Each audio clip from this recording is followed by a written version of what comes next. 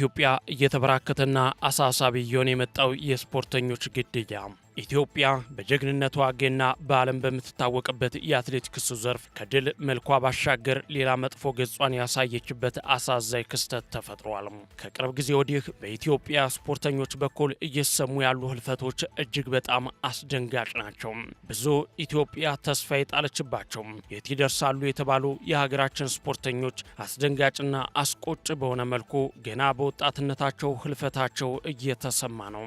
ከነዚህ መካከል ከዘርፉ ሰዎች ባሻገር ልብ የሚነካውና የ2 ዓመት መራራ መታሰቢያው በቅርብ የተከበረለት ያለልኝ አዘነ ሞት ለስፖርቱ ቤተሰብ ሁሉ እስከ ዛሬ ድረስ የእግር እሳት ነው። የባህር ዳሩና የኢትዮጵያ ብሔራዊ ቡድን የፊት መስመር ኮከብ ተጫዋች የነበረው አለልኝ አዘነ ከ2 ዓመት በፊት መጋቢት ወር ላይ ማረፉ ይታወሳል። ባለፈው መጋቢት 18 ቀን 2018 ዓ.ም የኢትዮጵያ እግር ኳስ ተስፋ የነበረው ወጣት አለልኝ አዘነ በግፍ ከተገደለ በትክክል 2 ዓመታት ቢቆጠሩ ነገር ግን ጉዳዩ ልክ እንደ ትላንት ይቆረቁራል። ምክንያቱም ያ ቀን ለቤተሰቦቹ ለወዳጅ ዘመዶቹና ለመላው የስፖርት አፍቃሪያን የቁጭትና የሐዘን ቀን ነው። በተለይም በወቅቱ ራሱን አጠፋ የሚል የሐሰት ምክንያት መሰጠቱ በሃይማኖታዊው ስርዓት መሰረት ፍትህ ሳይደረግለት መቀበሩ አሳዛኝ ነበር። ሆኖም ግን እውነት መቃብር ስለምትሰነጥቅ ከቆይታ በኋላ የግድያ እውነት ተገልጦ በክብር የፍትህ ጸሎት እንዲደርሰው መደረጉ ይታወሳል። ሆኖም ግን ያ የተጫረ እሳት ዛሬም አልበረደም። በጉዳዩ ዙሪያ ትላንት በነበረ ችሎት ያለልኝ አዘነ ገዳዮች ተብለው ከወራቶች በፊት እስራት ተፈርዶባቸው የነበሩት ግለሰቦች በይግባኝ ሰሚ ችሎት ትላንት በነጻ እንዲለቀቁ መወሰኑ ከፍተኛ ውዝግብ አስነስቷል። ቤተሰቡንም ለከፍተኛ ሐዘንና ድንጋጤ ዳርጓል። የኢትዮጵያ እግር ኳስ ማህበረሰብን በከፍተኛ ሁኔታ ያሳዘነውና የብዙ ኢትዮጵያውያንን ልብ ሰርስሮ የገባው የሟች አለልኝ አዘነ የፍትህ ሂደት አሁን ላይ አነጋጋሪ ምዕራፍ ላይ የደረሰ ሲሆን ባለፈው ጊዜ በግድያ ወንጀል ጥፋተኛ ተብለው በቀደም ተከተል 16 እና 15 ዓመት ጽኑ እስራት ተፈርዶባቸው የነበሩት ግለሰቦች ትላንት በይግባኝ ሰሚ ችሎት በነጻ እንዲሰናበቱ መወሰኑን የሟች ቤተሰቦች ያረጋገጡ ሲሆን ውሳኔውንም በርካቶች ተቃውመውታል። በዚህ ጉዳይ ላይ ሙሉ መረጃ ይዘን በሌላ ዝግጅት እንመለስበታለን። አሁን ግን ወደ ያዝነው የኢትዮጵያ ስፖርተኞች አስደንጋጭ ህልፈት እንመለስ። Into the back of the net. It's Brazilian. በዚህ በኩል በቅርቡ አንድ አሳዛኝ ነገር ተሰምቶ ነበር። በታጣቂዎች ህይወቷ ያለፈው የግራ መስመር ተጫዋቿ ኢክራም አብዶ ታስታውሷት ይሆን? በኢትዮጵያ ስፖርት አካዳሚ ከ2012 እስከ 2015 ድረስ ለ4 ተከታታይ ዓመታት ሰልጥና አሳልፋለች። ከትውልድ ሀገሯ መተሃራ ከተማ ተመልምላ በአካዳሚው ሰልጥና በመጨረሻም በሸገር እግር ኳስ ክለብ ውስጥ በመጫወት ቆይታ ማድረግ ችላለች። የእግር ኳስ ተጫዋቿ የግራ መስመር ተከላካይዋ ኢክራም አብዶ በያዝነው ዓመት እረፍት በማድረግ ላይ የነበረችና በቀጣዩም ዓመት ወደ እግር ኳሱ ለመመለስ በዝግጅት ላይ የነበረች እንስት ናት። ነገር ግን በቅርቡ ከመተሃራ ወደ አዳማ በመጓዝ ላይ ያለች በታጣቂዎች በደረሰባት ጥቃት ህይወቷ ማለፉ ይታወሳል። በእርግጥ እኒህን ለአብነት አነሳን እንጂ ሌሎችም ነበሩ። በዋናነት ግን ለዛሬ ወደ ያዝነው ዝግጅታችን እናምራ። ከትላንት በስቲያ ረቡዕ የተከሰተ አሳዛኝና አነጋጋሪ ጉዳይ ነው። በዕለቱ ሰንዳፋ አካባቢ የተለመደው የአትሌቶች ልምምድ እየተካሄደ ነበር። በሰዓቱ ሟችና ገዳይ የሆኑት አትሌት ደረሰ ረታና ይሄይስ ታደለውም በዚህ ቦታ ነበሩ። በሚያሳዝን ሁኔታ ሁለቱም የነገ ውጤታማ አትሌቶች ይሆናሉ ተብለው ተስፋ የተጣለባቸው ወጣቶች ነበሩ። አሁን ግን ይሄይስ ታደለው ህልም እስከ ወዲያኛው ጨልሟል። የደረሰ ረታ ጉዳይም ያበቃ ይመስላል። ቆየት ያለ ቁርሾ በአንዲት ሽርፍራፊ ሰከንድ ላይ የፈጠረው ጨለማ ነው ይህ ክስተት። ከትላንት በስቲያ ረቡዕ ግንቦት 26 2018 ዓ.ም ሰንዳፋ ላይ በሚደረግ የአትሌቶች ልምምድ ወቅት አካባቢውን በድንጋጤ ያናወጠ የተኩስ ድምጽ ድንገት ተሰማ። የአንድ ተስፈኛ አትሌት ህይወት ተቀጠፈች። አትሌት ይሄይስ ታደለው አብሮት ልምምድ ይሰራ ከነበረና ደረሰ ረታ ከተባለ አትሌት በተተኮሰበት ጥይት ተመቶ በዚያው ልምምድ ሜዳ ላይ ህይወቱ ሊያልፍ ችሏል። ይህ አሰቃቂና ያልተጠበቀ ድርጊት የስፖርቱን ቤተሰብ ሆነ የአካባቢውን ነዋሪ በከባድ ሐዘንና ድንጋጤ ውስጥ የከተተ ነበር። ይህንን አሳዛኝ ድርጊት ከፈጸመ በኋላ ገዳዩ አትሌት ነፍሱን ለማዳንና ከቦታው ለማምለጥ ከፍተኛ ሙከራ አድርጎ ነበር።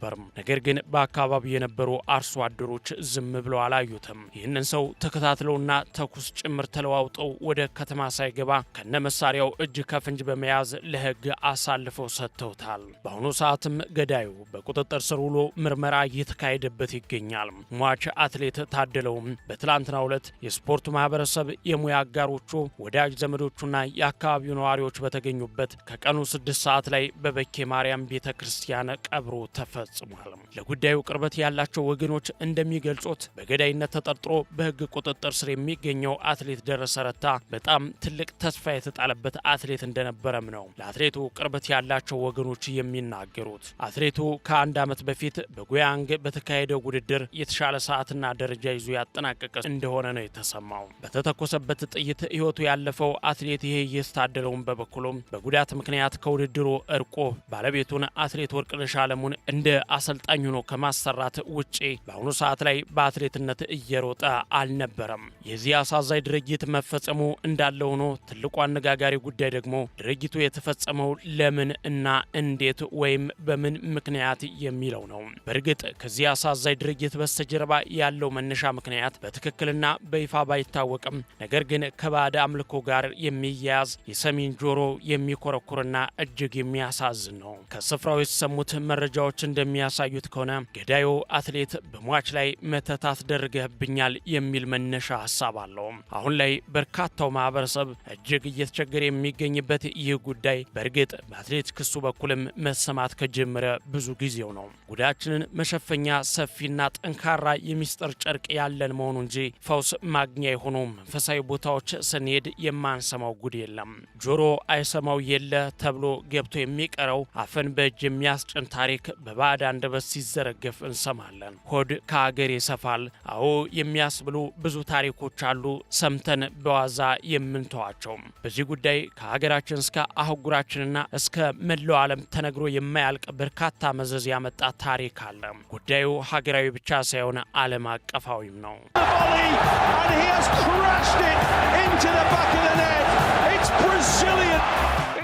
ታዲያ የነዚህ ብላቴና አትሌቶች መጥፎ ጅማሮም ከዚህ ጋር የተያያዘ መሆኑ ተነግሯል። እውነት ነው፣ እስከ መገዳደል ያበቃቸውን ትክክለኛውን ምክንያት ከነሱና ከፈጣሪ በላይ በትክክል የሚያውቁ ሰው ይኖራል ተብሎ አይታሰብም። ነገር ግን በመካከላቸው ለገላጋይ ያስቸገረ ቆየት ያለ አለመግባባት እንደነበራቸው አሰልጣኞቻቸውና ቤተሰቦቻቸው እንዲሁም አትሌት በሆኑት ሚስቶቻቸው ጭምር መነገሩ ታውቋል።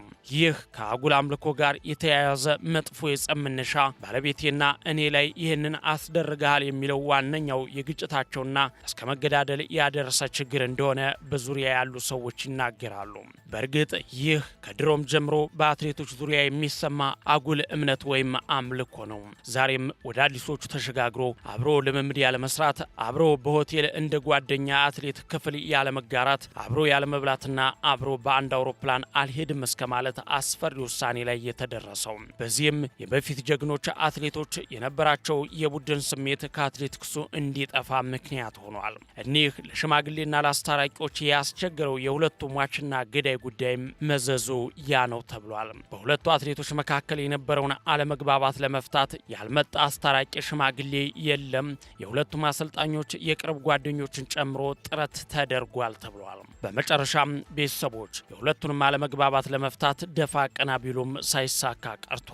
አሰልጣኞችም ነገሩ ከብዷቸው ሁለቱም ሴት አትሌቶች በተለያየ አሰልጣኝ የተለያየ ቦታ እንዲሰሩ እስከ ማድረግ ደርሰዋል። ነገር ግን በውስጥ የተቋጠረው ቂም በሽማግሌም በገላጋይም አልፈታ ብሎ በመጨረሻም ድምዳሜው መጠፋፋት ሆኗል።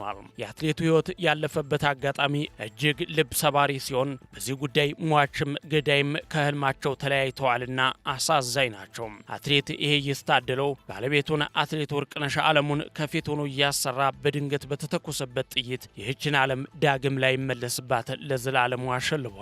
በገዳይነት የተጠረጠረውና ከፊቱ በርካታ የስኬት ዓመታት ይጠብቁት እንደነበር የሚነገርለት አትሌት ደረሰ ረታም ዘመኑን በማረሚያ ቤት ለመጨረስ ሊገደድ ይችላል።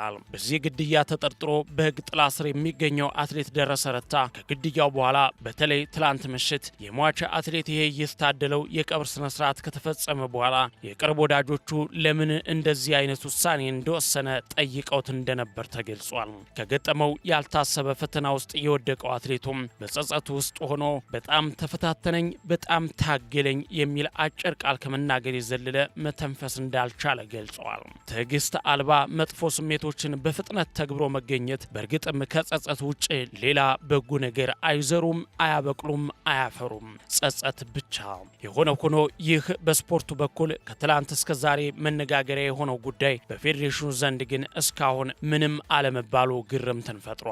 የኢትዮጵያ አትሌቲክስ ፌዴሬሽንም ሆነ የኢትዮጵያ አትሌቶች ማህበር እስካሁን ማለትም ይህ መሰናዶ እስከተጠናከረበት ሰዓት ድረስ በዚህ አሳዛኝ ክስተት ዙሪያ ያሉት አንዳች ነገር የለም። ይህ እንደ ሀገር ብቻ ሳይሆን እንደ አትሌቲክሱ ዓለምም ትልቅ መነጋገሪያ የሆነና በርካቶች የተጋሩት አጋጣሚ ነው። የሚመለከተው ተቋም ወይም አካል በአትሌቶቹ መካከል በተፈጠረው ጉዳይ ማብራሪያ መስጠት፣ ለእንዲህ አይነት ነገሮች ቀድሞ መፍትሄ መፈለግና ወደ ሌሎች ሳይዛመት በዚሁ እንዲያበቃ ትኩረት ቢሰጠው መልካም ነው እንላለን።